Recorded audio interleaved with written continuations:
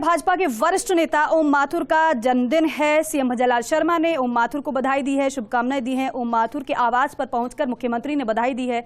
Deputy CM दिया कुमारी ने भी ओम माथुर को शुभकामनाएं दी हैं।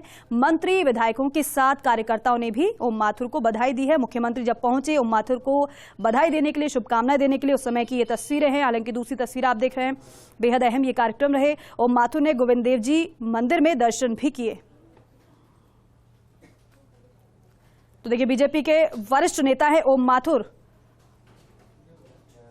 और मंझे हुए रणनीतिकार भी माने जाते हैं। हाल ही में छत्तीसगढ़ में किस तरीके से परिणाम उन्होंने दिलाया, और इतनी आसान राह नहीं थी छत्तीसगढ़ में, लेकिन प्रभारी छत्तीसगढ़ के वो थे, रणनीति बनाई और जीत हासिल भाजपा ने वहां पर कर ली। बड़े नेता हैं, दिग्गज नेता हैं, कार्यकर्ताओं से जुड़ाव रखते हैं और जहां जो जिम्मेदारी दी है बखूबी उन जिम्मेदारियों को निर्वहन करते हुए रिजल्ट भी दिया है। आपको दो तस्वीरें दिखा रहे हैं। पहली तस्वीर में मुख्यमंत्री ने बधाई दी उनके आवास पर पहुंचकर, और अन्य भी विधायक पहुंचे, कार्यकर्ता पहुंचे, पार्टी के नेता पहुंचे। और दूसरी तस्वीर अपने खास दिन की शुरुआत उन्होंने मंदिर में दर्शन पूजन के साथ की। गोविंद देव जी के दर्शन करने मंदिर वो पहुंचे थे। आज की खास तस्वीरें दो। दिया कुमारी, डिप्टी सीएम, वो भी उनको बधाई देने के लिए पहुंची, शुभकामनाएं देने के लिए पहुंची। बुके भेंट किया गया और वार्तालाप भी हुई।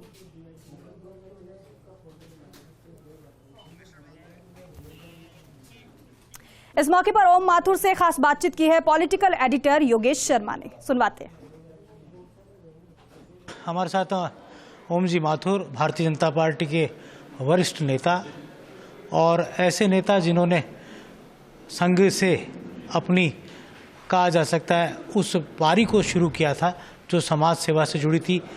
भारतीय राष्ट्रवाद और तमाम जो देश की लिए कुछ कर गुजरने की तमन्ना के साथ राष्ट्रीय स्वयंसेवक संघ में काम किया, प्रचारक के तौर पर काम किया।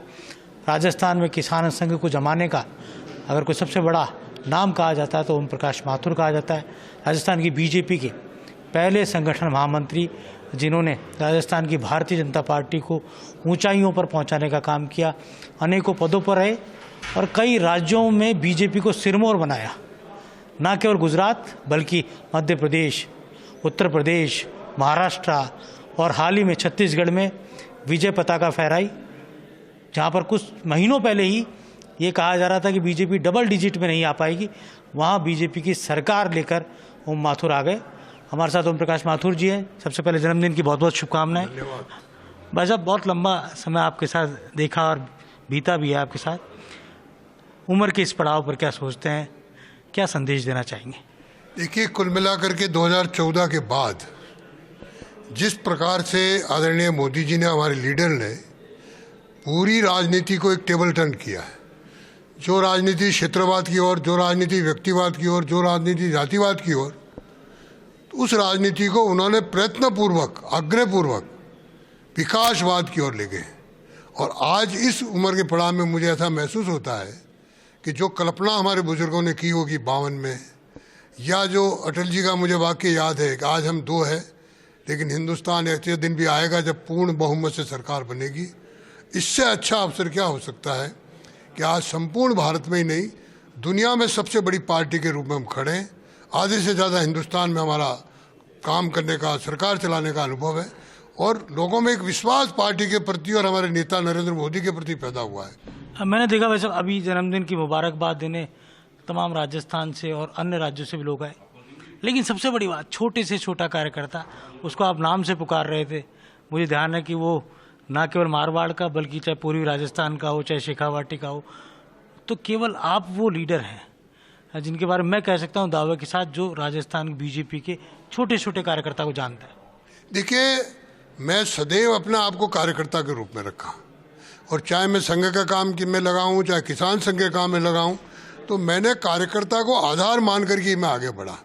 और सदैव मैं, चाहे अभी पिछले 20-22 साल से राजस्थान से बाहर की दायित्व मिलता रहा है, लेकिन आज भी मैं लाइव कार्यकर्ताओं के साथ रहता हूं। और इसी का कारण है कि व्यक्तिगत और कार्यकर्ता भी स्नेह भाव से, आपने देखा होगा, आग्रह नहीं, दुराग्रह पूर्वक आकर के नज़दीक जबरदस्ती आकर के फोटो खिंचवाना, ये जो कार्यकर्ताओं का अपार स्नेह है, मेरी ताकत जो है आज इस उम्र के पड़ाव में आकर के भी वो मेरी ताकत मात्र वो मेरा कार्यकर्ता है जो रात और दिन मेहनत करे। मतलब हम ये तो नहीं कहेंगे कि आने वाले समय में आप किस भूमिका में होंगे, लेकिन लोकसभा का चुनाव है और कुछ ही महीनों बाद उसकी पूरी कहा जा सकता है तैयारी भी बीजेपी ने शुरू कर दी है। और उससे पहले भव्य राम मंदिर का शुभारंभ है।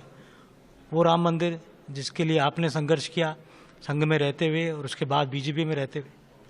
देखिए, राम मंदिर 500 साल से संघर्ष चल रहा है।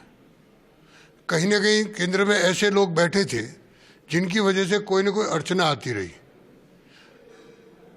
संघ विचार परिवार से हम लोगों ने भव्य आंदोलन चलाए, आडवाणी जी के नेतृत्व में यात्रा निकली, लेकिन जब सरकार बनी तो हमारा लक्ष्य था, क्योंकि पहले जब कहते थे रामलला हम आएंगे मंदिर वहीं बनाएंगे, तो हमारे विरोधी कहते मंदिर वहीं, तारीख नहीं बताएंगे।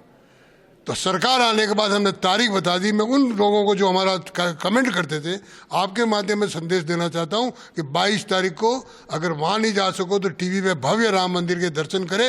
रामलला अपने स्थान पे विराजमान होंगे, इसलिए इससे बड़ी क्या हो सकता है। और रामलला नहीं, संपूर्ण देश में जो हमारे एक गौरव के स्थान है उन सबको हम आगे ले जाने का काम करें। आप उस यूपी के भी इंचार्ज रहे हैं, आपके लीडरशिप में प्रचंड बहुमत मिला, योगी सरकार बनी थी। देखिए, यूपी के मैं संगठन का प्रभारी था, लीडरशिप के नाते निश्चित रूप से आदरणीय नरेंद्र मोदी जी की जो लीडरशिप हमारे साथ थी। 17 में चुनाव हुआ, 14 में नरेंद्र मोदी जी प्रधानमंत्री बन गए थे और वो जो उन्होंने शुरुआत की गरीब कल्याण की योजना है, तो निश्चित रूप से पूरा यूपी कोई कल्पना नहीं कर सकता। मैं जब गया तो 405 में से मात्र 47 सीट थी और जब मैंने मेरे प्रदेश अध्यक्ष केशव मौर्य जी से 265 का स्लोगन दिया तो हमारे स्लोगन मजाक बनी, कार्टून छपे। लेकिन जब वायुमंडल बना तो मैंने कहा थोड़ा और आगे बोलो, 300 पार। तो मुझे आज प्रसन्नता है कि भगवान राम की कृपा से आदरणीय नरेंद्र मोदी जी के कार्य योजना से 325 से हमने पहली बार सरकार बनाई और दोबारा भी सरकार बनाई। आने वाले समय में और बनेंगे। और लोकसभा का जहाँ तक प्रश्न किया, मैं आपको विश्वासपूर्वक कह सकता हूँ कि 2019 से इस 24 के चुनाव में ज़्यादा सीट लेकर के बहुमत से तीसरी बार आदरणीय नरेंद्र मोदी जी सरकार बनाएंगे। ओम जी माथुर ने कई संभावनाओं के बारे में बात कही है और दावा भी किया है कि अगली सरकार देश में फिर मोदी सरकार होगी, लेकिन एक प्रचंड बहुमत के साथ वो अपना आकार लेती हुई नजर आएगी। कैमरा जर्नलिस्ट संजय के साथ योगेश शर्मा, फर्स्ट इंडिया, जयपुर।